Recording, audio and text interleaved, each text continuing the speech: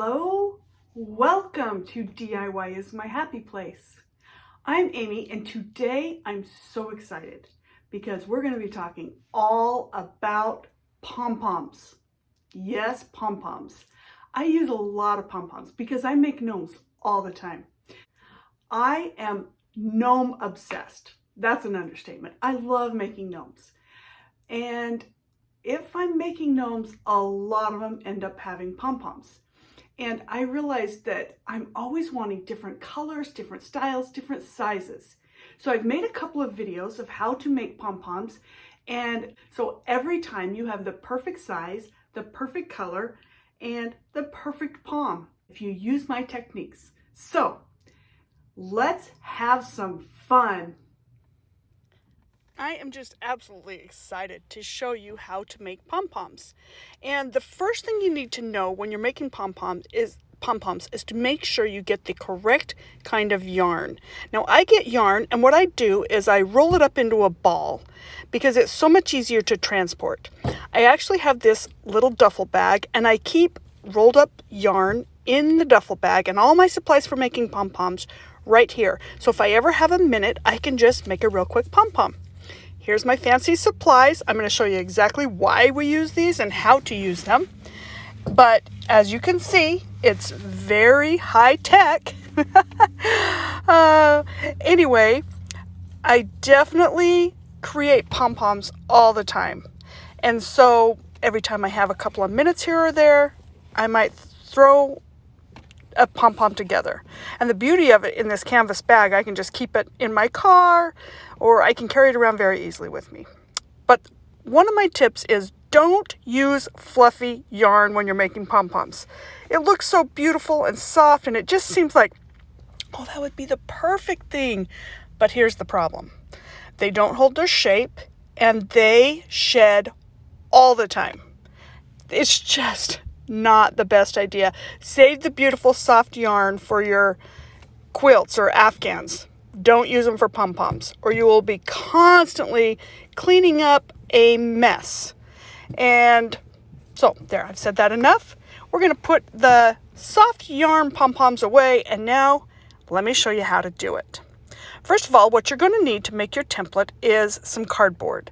And there's different size templates according to the size of pom-pom that you want to make, and I'll link the free templates below if you want to print some out to make your own, or you can just do as I did and find a jar that's the right size to create your circle. And you could use a protractor here, but I just always like to grab something that's easily accessible. So there's my circle. And then you also want to make your little man with legs. Now, the reason why we need this, I'll show you in a minute, but it really does make it so easy if you do it this way. And there's no fail. So here's what the pom-pom templates are going to look like. If you want a 2-inch one or a 3-inch one. And actually, you can make even smaller ones. I have made really small pom-poms. Generally, I go ahead and just use my 2-inch pom-pom template and cut them down when they're done. That just seems to work the easiest for me. I just do the circle cutter smaller, but you can do it however you want. If you don't want to waste any bit of yarn, feel free. I picked my yarn up from the Dollar Tree, so I'm getting it for a good deal, and so I don't mind if I all of a sudden want to do a smaller one. Okay, now, once you get your circle cut out, you want to fold it into fourths and then cut the very center of the piece of cardboard circle out.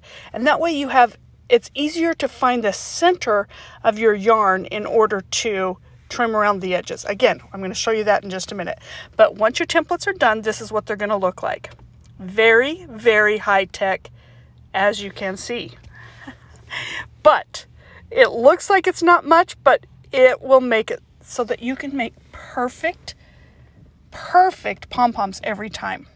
Now, the first thing we're going to do is use two parts of yarn, and then this will go so much faster. If you only have one strand of yarn, you just do this twice.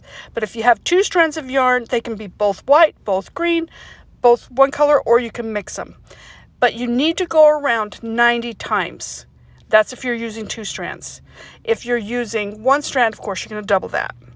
And this is the same if you're making a really big, large pom or even a tiny, small one.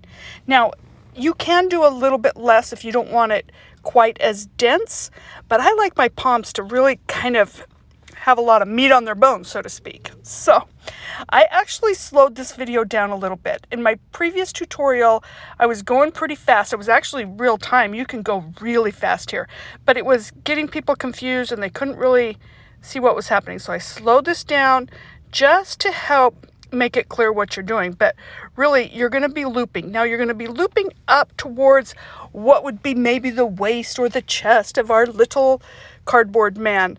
And you can come down towards the legs a little bit, but it starts to bend a lot down there. And so it's just easier if you keep it up. Now, there's a reason why we have it cut the way that we do, and that is to be able to get the yarn on the cardboard without it bending too much. And you can see that it bent a little bit. The legs are now close together, but that's okay. All right, now we're going to cut the yarn off. And then we need a very long strand of yarn in order to tie this all together. And you want to be generous with this because it takes more than you think to tie our pom-pom together, and you don't want to end up coming up short. So I just do from one end of my thumb to the other end, my full length of my wingspan, so to speak. Okay, now we're going to slide the yarn down and get it all on the legs, and then just bring the yarn on either side up through the legs so that we can tie this off. Now, this is another one of my tips that I suggest you do in order to make this so much easier and stronger. And that is, we're going to tie this like we're going to tie a knot, but loop it around 4 times. Now, the reason why you do that, it really strengthens this pom-pom. I've made a lot of pom-poms, and I actually made the most darling crocheted pillow, and I put poms on the ends, and they fell apart because I didn't do this. So this is very critical. You want to tie that, and the other reason that you want to put 4 loops is it makes it so it'll hold together until you can get that knot tied. And then I tie 4 knots. It sounds excessive, but trust me, there's nothing worse than having your pom all put together and then have it fall apart because it's just not put together. It doesn't have strong enough knots. Now, go back through the legs the other direction and do the same thing again. Loop it around 4 times and then tie it as tight as you can and then put 4 knots. And when you do the 4 knots, have the knots go one direction and then the other. And that's another way to make sure that they are really strong knots. And I've tried this with 3. It's not as good. Trust me, you're going to be happy if you go to 4 little loops around. And then again, we're going to tie this into a knot. And that is all there is to putting it together. Isn't that great? So once we have these all tied, the majority of the work is done. Now we're going to slide this off of our cardboard, and the one thing that I do suggest is that you have a very good pair of fabric scissors. Trying to use scissors that you cut paper with, this can get really frustrating because it's a lot of yarn to cut. So I've tried it, and it's just not even worth making your own pom-poms if you don't have a good pair of scissors. Now, I'm going to go ahead and keep these little tassels out because depending on what you're going to make with your pom-poms. Now, on this particular pom, I'm going to be making garland, so I need the tassel, so the strings hanging out to tie onto something. But if you're just doing a pom, like say on the top of a hat, you can cut those off. Now what we're going to do is we're going to cut right down the center of the loops, and you just keep on going around, cutting and cut through every single one. Now as you can see, it is shorter in the middle than it is on the edges. That's what we're going to use our little circle template for. So don't worry about that. That is the way that it is, and it's just fine. So go ahead and keep on cutting. Now again, if your scissors weren't very sharp, this can take a while. If you have sharp scissors, you can whip out a lot of pom-poms in a very short amount of time. Okay, now you want to make sure you get every last one of those little loops. And once you've gotten all the loops trimmed up, then you can start finding the very center of your pom. Get your cardboard and find the center of your circular cardboard cutout and put it right in the center of our pom. And then we're just going to trim all the way around the edge. Again, you just think, okay, am I going to attach this to something or am I going to glue it onto something? You know, does it need to be just by itself, whether or not you leave those strings? If you're keeping the strings, you just keep pulling them back out of the way as you're trimming around. So once you get that all trimmed, just go every single bit of it all the way around. And look how fluffy and big this nice pom is. Again, now if you wanted a little wimpier pom, you could do half as many loops, but I definitely like to have something to grab. I like to make them almost like a ball when they're done. Okay, once we've cut it that way, now fold it in half again. And we're going to trim again. Now, we're going to keep doing this 3 or 4 different directions. Just keep on going in all directions until it's completely even all the way around. And that is the way that you get the perfect pom-pom every single time. It's just a no-fail way to create the craft. So once you have this technique figured out, you realize, now what am I going to make with my pom-poms, since they're so easy to make, and what colors can I get? And the sky's the limit. I just go to the Dollar Tree and I'm always looking for new colors of yarn so I can make new projects. Now, you just kind of fluff it out so you make sure you didn't miss any, and sometimes there's a couple of them that'll just hide up in there, so you just have to trim those off. And I only went 2 directions on this particular one. Really, the best thing to do is to just keep on going and going in all directions.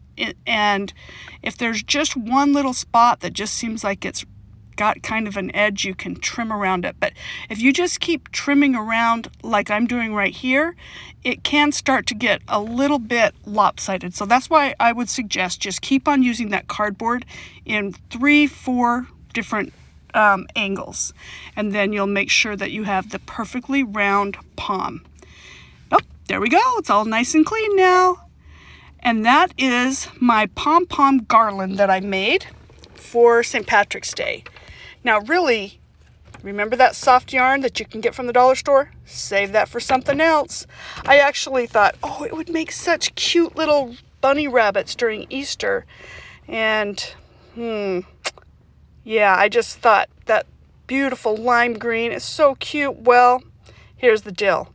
Wouldn't hold its shape, and shed. That's all it does. Oh, poor little bunny. I wouldn't recommend it. Use the other kind of yarn for sure. And once you figure it out, you'll have so many ideas that you're going to want to just play all kinds of games with your poms, or create all kinds of crafts. There's so many different sizes and colors and things you can do. In fact, I have my top 25 things that I want to make with my poms now that I've learned how to make them. Not only for my gnomes, but I have figured out, I was looking on Pinterest and different places, and there are so many fun things. Let me just list a few for you. You can make baby mobiles. You can decorate a photo frame with poms. I've seen them made with ornaments, gift basket embellishments. Long strings grouped together will create a beautiful wall hanging decoration. You can make a comfy rug for the side of your bed. That's definitely one that I'm doing very soon. Decorate a canvas bag with poms. Add poms to sticks and then put them in a vase to make a colorful centerpiece. Pom-pom ice cream cones, garland. Decorate a macrame wall. Pom animals, pom monsters, cupcakes, flowers, headbands, hair clips, wreaths, dream catcher, bookmarks, pillows, banners, keychain tassel for curtains, and of course, the most important of all, gnome hats. That's what I make mine for. But the sky is the limit. So, if you like what you see, please like and share. Now that you're a professional pom-pom maker, I'm going to give you one last tip. When you're done making your pom-pom, throw it to the ground, especially if you have carpet, and it'll help get all the lint off of it and any little pieces that might be folded over. You just want to give it a good toss. And any pieces that are folded over, you can trim off if there's one little stray hair. And that's all you have to do. Thank you so much for sticking with me, and like and subscribe. And I will see you again soon.